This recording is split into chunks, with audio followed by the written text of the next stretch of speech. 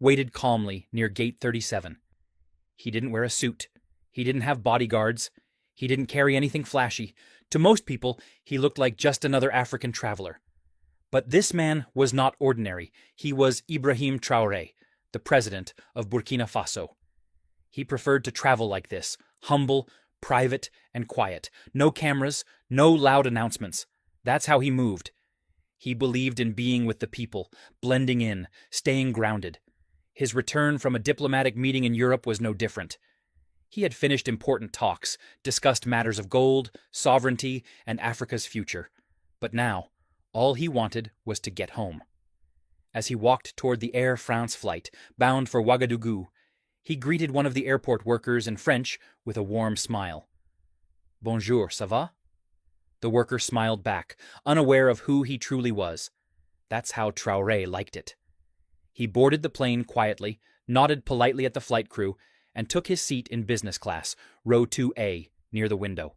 No one noticed, no one cared, or so he thought. A few rows behind him, whispers were already starting.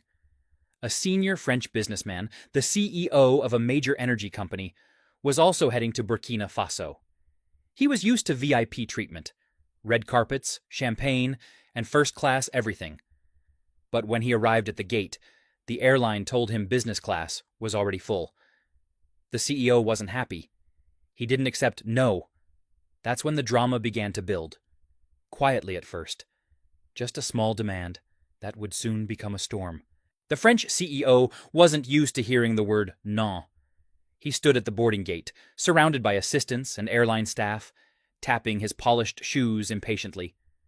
"Je suis un partenaire stratégique de plusieurs projets en Afrique," he said arrogantly. "I'm a strategic partner in many African projects." To him, that meant rules didn't apply.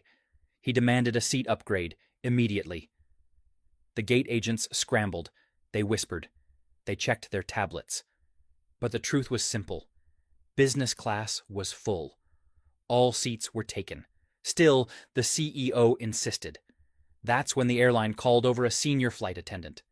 She was tall, white, and dressed in Air France uniform. Her name was Claire. She wore a cold, forced smile as she walked onto the plane to fix the situation. Once inside, Claire scanned the cabin with sharp eyes, like she was hunting for something. Or someone. Her eyes paused for a moment when she saw a dark-skinned man in seat 2A. Ibrahim TRAORE sat quietly, reading something on his phone, calm as always. She looked again. No expensive watch. No assistant. No sign of power. Just a black man in a hoodie. She leaned toward another attendant and whispered, "C'est probablement une erreur." Probably a mistake. She walked over to him, forced a smile, and said politely, but firmly, "Monsieur, may I see your boarding pass?" Traoré looked up, nodded, and handed it to her. She stared at the pass, then back at him. The seat number was correct, but something inside her didn't sit right. In her eyes, he didn't look like someone who belonged there. Moments later, she returned with a fake smile, this time more direct. "Sir, I'm sorry, but we may need to move you to accommodate another passenger. Would you mind relocating to economy? We will compensate you." There it was, the insult, quiet but sharp. Ibrahim TRAORE raised an eyebrow. "And why me?" he asked calmly. "No reason, sir," she said, trying to keep her cool. "Just a small adjustment for our guest." "A guest more important than me?" he asked, voice still calm. Claire didn't answer. She only smiled. Other passengers glanced over, sensing something wrong, but no one said a word. And Ibrahim, he just sat back quietly and said, "No. I will remain in my seat." The tension had started, but the storm was still coming. Claire was stunned. No? A man like him saying no to her? She wasn't used to that, especially not from an African passenger, especially not on her shift. She forced a smile again, but her pride was bruised. "Sir, I insist. This is for operational reasons," she said, with a slightly colder tone. But Traoré didn't flinch. He looked her in the eye. "If it's operational, then please explain why I'm being asked, and not anyone else." Claire hesitated. She wasn't prepared for this kind of calm resistance. Around them, a few business-class passengers were now paying full attention. One man lowered his newspaper. A woman stopped typing on her laptop. Something didn't feel right, but no one spoke. No one dared. The CEO still hadn't boarded yet. He was being held at the gate until a seat was arranged. Claire walked quickly to the cockpit, whispered something to the captain, then returned with a decision. She didn't say a word to Traoré this time. Instead, she approached another black man in business class. Then another.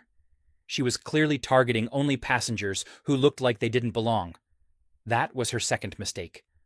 Traoré sat silently and watched. His face was expressionless, but his mind was sharp. He was observing, calculating, listening. The humiliation didn't anger him, it focused him. A young African man, maybe in his late 20s, looked confused as Claire now pointed at his seat. "You, sir, we need you to move to economy." The young man asked, "Why me?" Claire said nothing, only took his boarding pass. That's when Traoré stood up. "Enough," he said, his voice calm, but heavy with authority. "You are making decisions based on skin, not on tickets. That's called discrimination." Claire turned, a bit shaken. "Sir, I'll have to ask you to sit down. Please don't cause a scene." Traoré looked her straight in the eyes. For a second, her breath caught. There was something about his stare, steady, fearless, powerful. But she still didn't know who he really was. To her, he was just another passenger acting like a troublemaker. She walked off again, fuming inside. To her, this was getting out of hand. "These people," she muttered under her breath in French, "always making noise." The CEO was finally brought on board. Claire greeted him with extra politeness, offering him a glass of champagne. "We're fixing the seating issue, monsieur," she said. Meanwhile, Traoré sat back down. He put on his seatbelt. His fingers calmly tapped the armrest.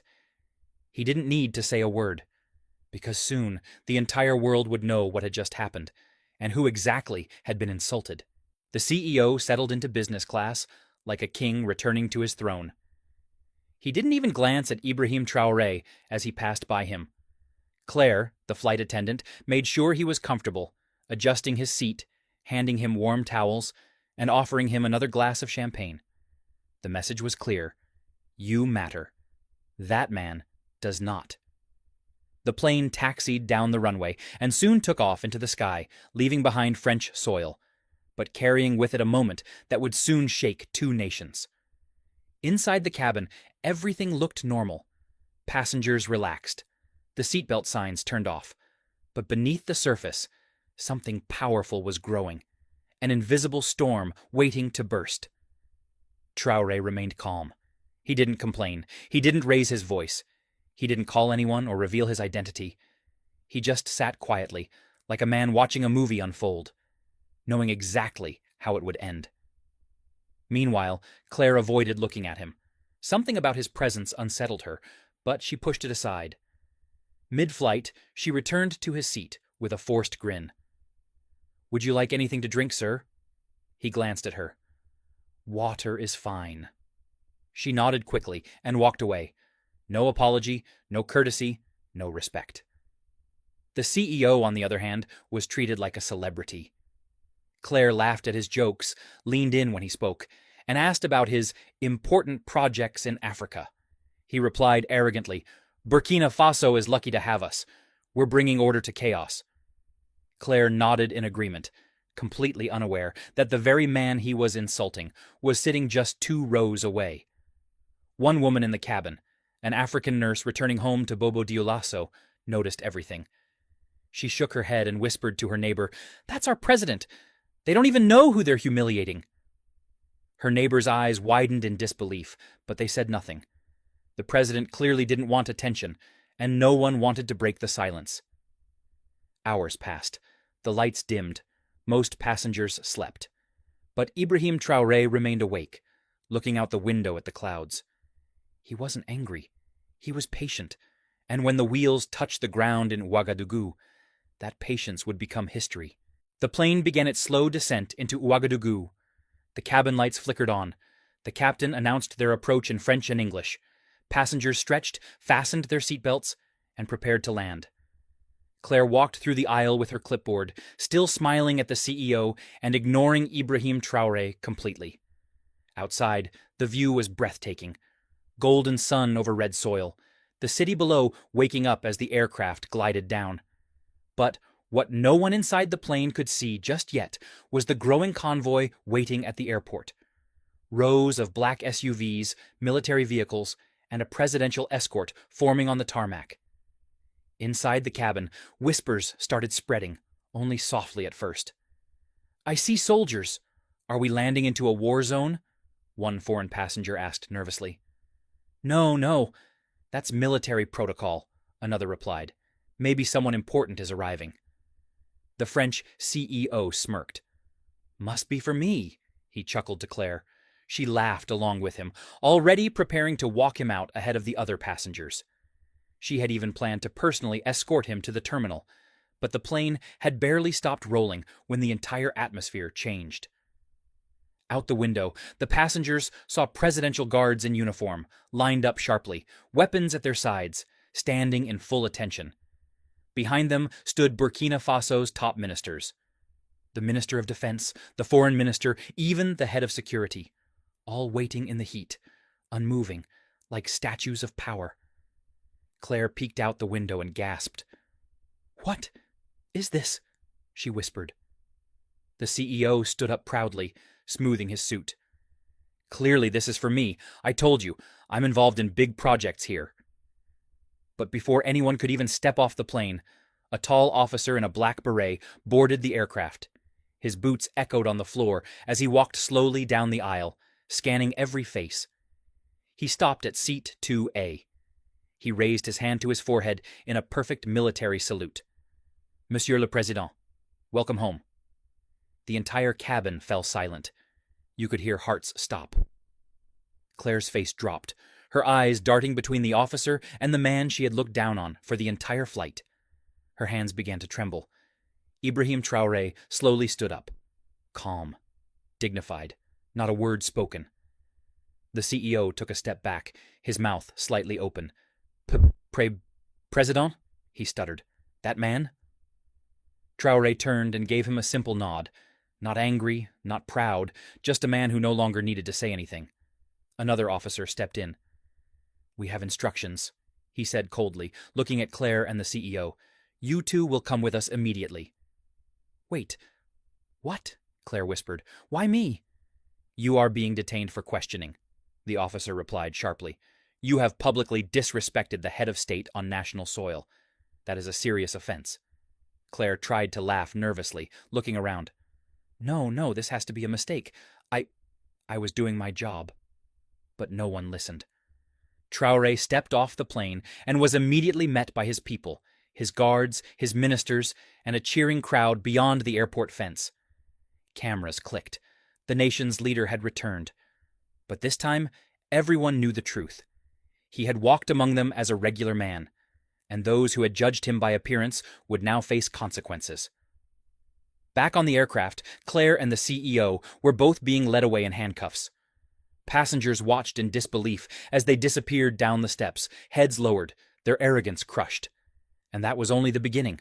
The tarmac was blazing under the Burkina Faso sun, but all eyes were on the two people being escorted away in handcuffs.